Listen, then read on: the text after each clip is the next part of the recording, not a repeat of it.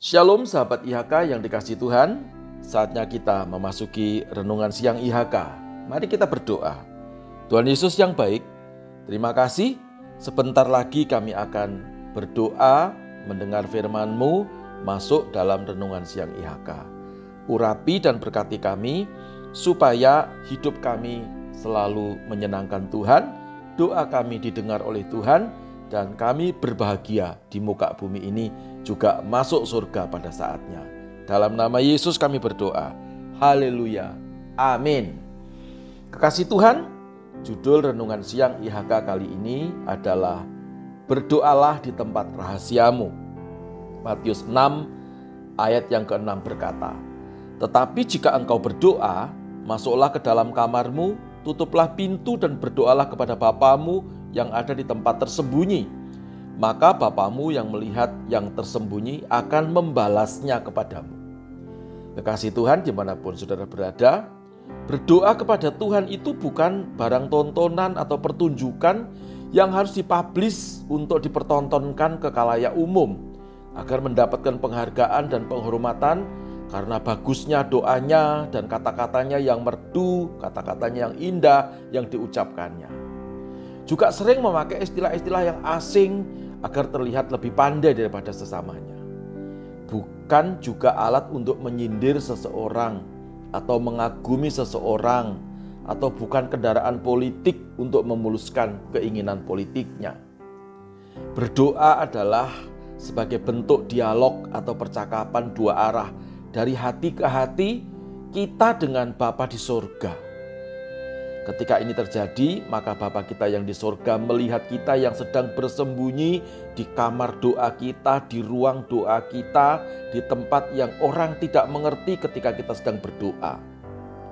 Pada intinya doa adalah perjumpaan dan interaksi pribadi dengan Tuhan dalam nama Tuhan Yesus Kristus.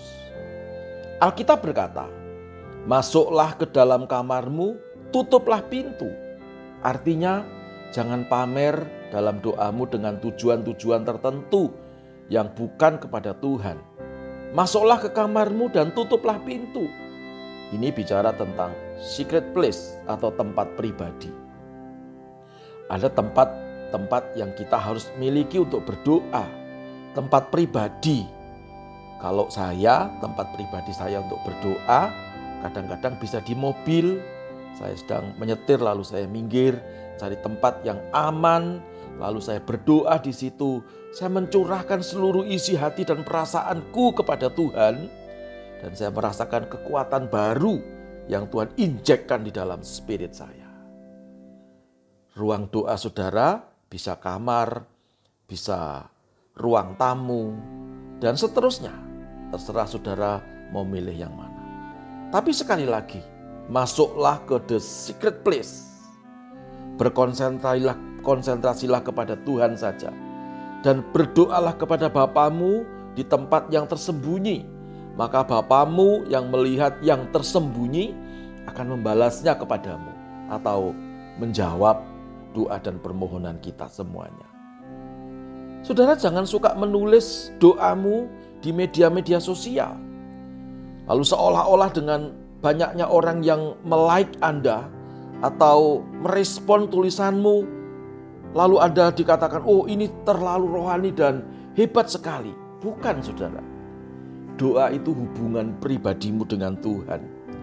Doa itu adalah saudara sedang mencurahkan isi hatimu seperti suami dengan istri yang ada di kamar, lalu mereka saling berinteraksi, saling berkomunikasi, saling mencurahkan perasaannya.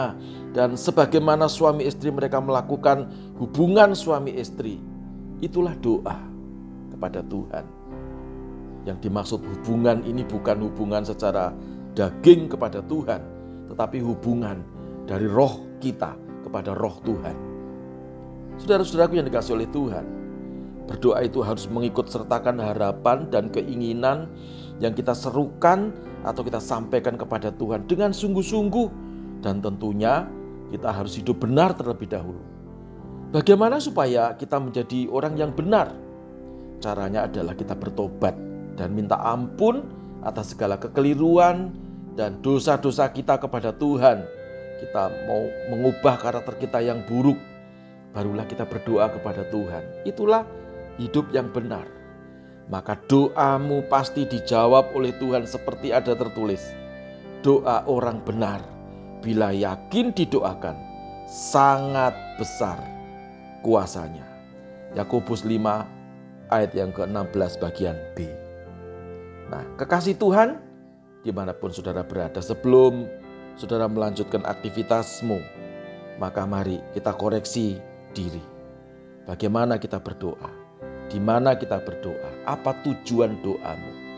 Kalau kita konsentrasi tulus kepada Tuhan dan kita tidak pamer kepada sesama kita, biarlah Tuhan yang tahu kita sedang ada tempat yang tersembunyi. Maka Bapa melihat dari tempat yang tersembunyi itu, Dia akan membalaskan kepada kita. Dia akan menjawab doa dan permohonan kita. Mari tundukkan kepala kita berdoa. Terima kasih Tuhan, Engkau kembali mengajarkan kepada kami untuk kami berdoa di tempat rahasia kami.